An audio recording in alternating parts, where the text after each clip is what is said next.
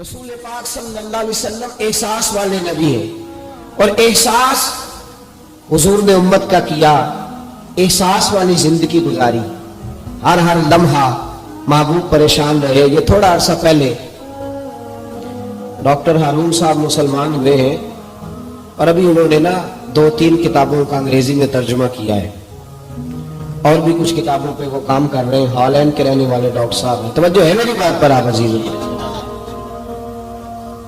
Doctor صاحب کہتے ہیں کہ میں نے یہ سنا تھا کہ مسلمان دہشت گرد ہیں، یہ بم بلاسٹ کرتے ہیں، تو میں جہاں لفظ اسلام آتا تھا نا، وہاں سے میں تھوڑا بچ جاتا تھا، پیچھے ہٹ جاتا تھا۔ لیکن میرے مزاج کے اندر یہ بات شامل تھی کہ میرے اندر اللہ نے بڑا انسانیت کا جذبہ رکھا ہوا تھا، تو میں ایک تنظیم قائم کر رہا تھا۔ میرا خیال تھا کہ ایک ایسی جماعت بناؤں کہ جو پوری دنیا کے اندر اسلام، توجہ ہے میرے عزیزوں کی؟ کہتے میرا خیال تھا ایسی جماعت قائم کروں کہ جو پوری دنیا میں لوگوں کی خدمت کرے، اور بغیر امتیاز کے کرے، اسلام والوں کی بھی اور غیر مسلموں کی بھی۔ لیکن مجھے بڑا دھچکا رہتا تھا کہ مسلمان سخت گیر قوم ہے۔ میں نے بہت ساری جماعتوں کا منشور اور دستور منگایا، اور میں نے کہا میں اپنی جماعت کا دستور لکھوں گا تو پہلے ذرا سارا میں مطالعہ کر لوں۔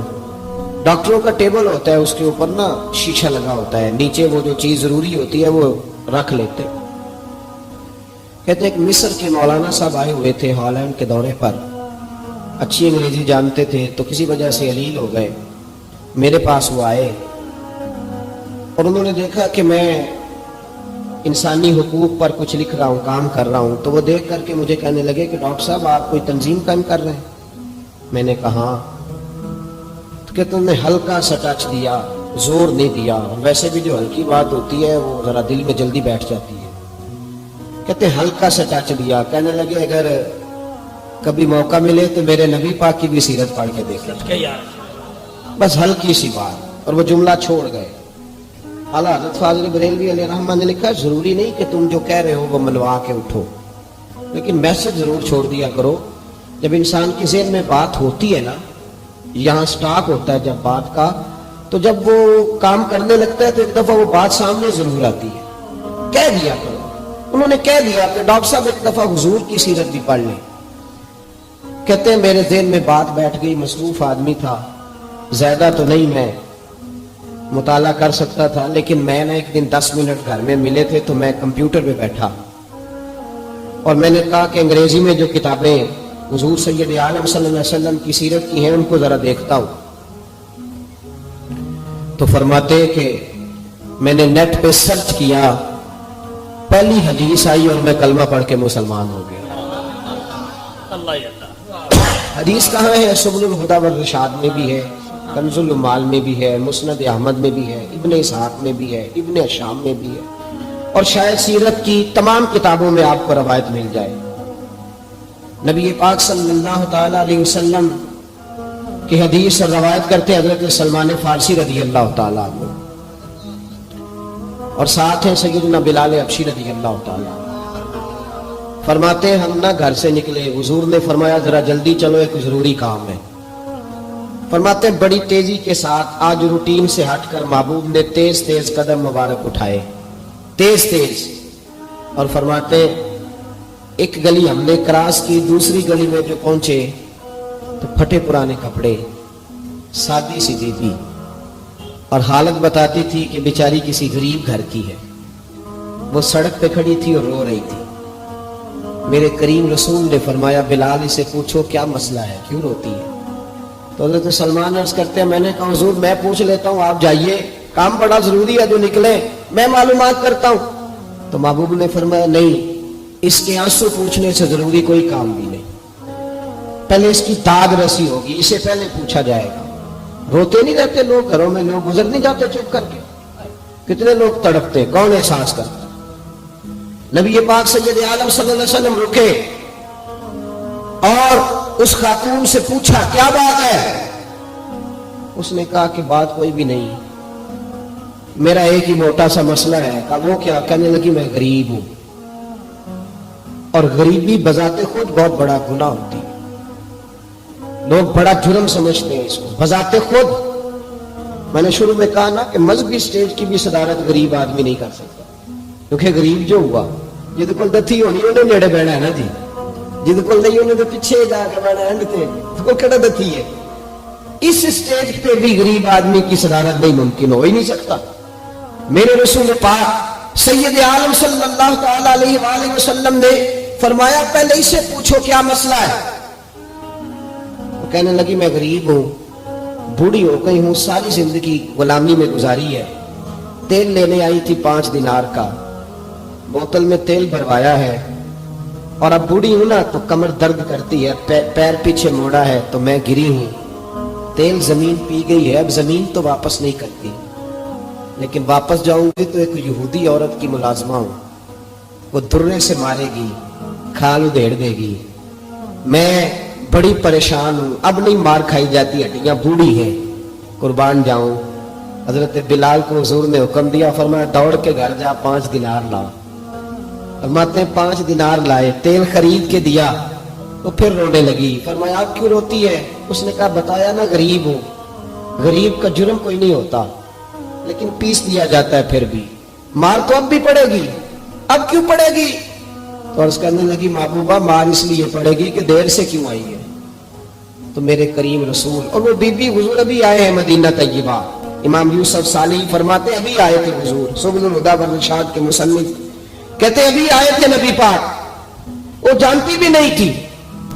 تو سید عالم صلی اللہ تعالی علیہ وسلم نے فرمایا اچھا مار پڑے گی؟ کہا او بھائی کاؤنسلر جو کل آپ کو کہہ رہا تھا نا میں آپ کا خادم ہوں، کاؤنسلر بے گناہ، بلکہ ہمارے ایس ایچ او صاحب اگر چودھری پہ پرچہ آ جائے تو اس کو ٹیلی فون کر کے پوچھتے ہیں صاحب جی تھوڑے خلاف درخواست ہے، یہ کی کرنا ہے؟ تو غریب آدمی بیچارہ، اس کی غلطی یہ تھی کہ وہ غریب تھا تو اس نے ریڑھی لگا لی چوک میں، اس کو دبوچ کے لے گئے تھے، پتہ نہیں اتنے نکلوئی تھا، تو اس کے پاس کل انویسٹمنٹ کی 5000 تھی، سارا لے گئے۔ پھر وہ کاؤنسلر صاحب کے پاس چلا گیا، سر میرے نال چلے آگے ذرا میں تھانے جانا ہے۔ انہوں نے کہا گڈی کرائی ہے، پیسے ہیں نہیں، ایویں تھانے جائی ہے۔ اب وہ گاڑی لایا ہے، پتہ نہیں کہاں سے لایا ہے، تھانے پہنچا ہے، اور یہ ہے ہمارا حال کہ وہ ایس ایچ او بھی بیٹھا ہے کرسی پہ اور کاؤنسلر بھی کرسی پہ بیٹھا ہے، اور وہ غریب پیروں میں بیٹھا ہے اور ہاتھ باندھ کے کہہ رہا میری ریڑھی دے چھڈو، میری 4 دھیاں نہیں تو میں شامی کھانا کھڑنا ہے۔ کدھر گیا امت کا وہ ذوق؟ ساری زندگی نعتیں سننے والوں بتاؤ تو صحیح نعت نے تاثیر کیا دی ہے؟ اگر ابھی بھی گھاڑی غریب کے پاس کھڑی نہیں ہوتی تو پھر کیا اثر ہوا ساری زندگی نعت سننے کا؟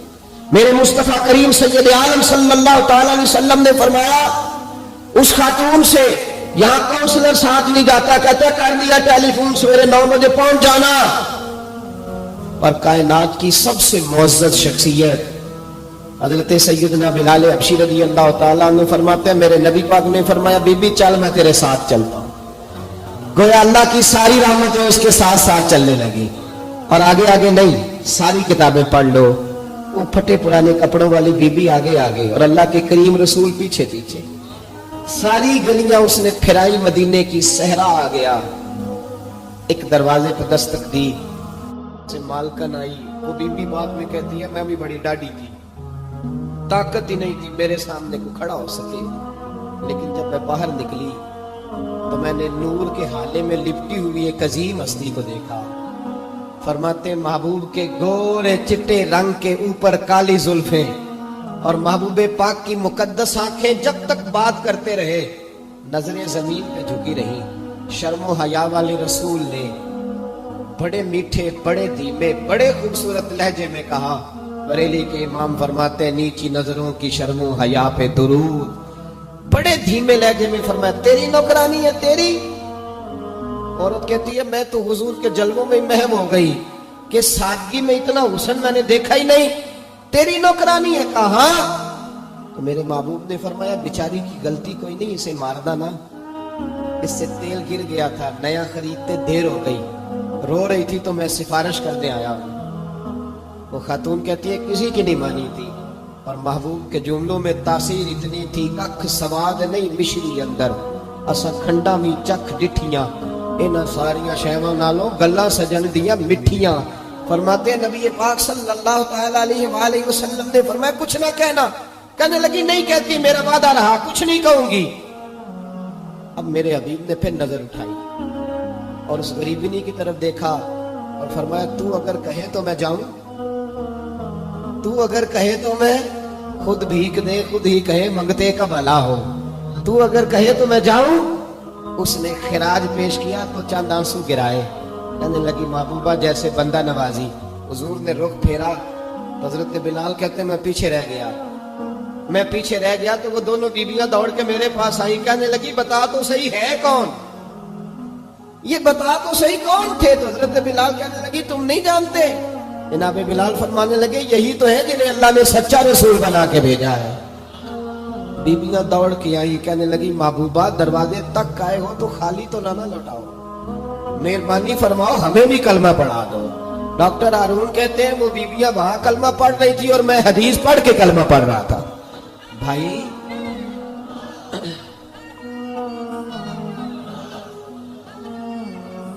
اگر دولت احساس ہے نا پھر تو زندہ ہے. جو زندہ ہوتا ہے اس میں لچک ہوتی ہے، جو مر جاتا ہے وہ اکڑ جاتا ہے. اگر زندگی ہے تو پھر احساس ہونا چاہیے. اگر تیرے اندر زندگی ہے تو پھر احساس ہے، اور اگر تیرے اندر احساس نہیں رہا نا تو پھر زندگی زندہ دلی کا نام ہے. مردہ دل کیا خاک جیا کرتے، احساس سے محبت پیدا کر. تھوڑا سا دائیں بائیں بھی دیکھیں، تھوڑا پلٹ کر بھی دیکھیں کہ کہیں آپ کی ضرورت تو نہیں.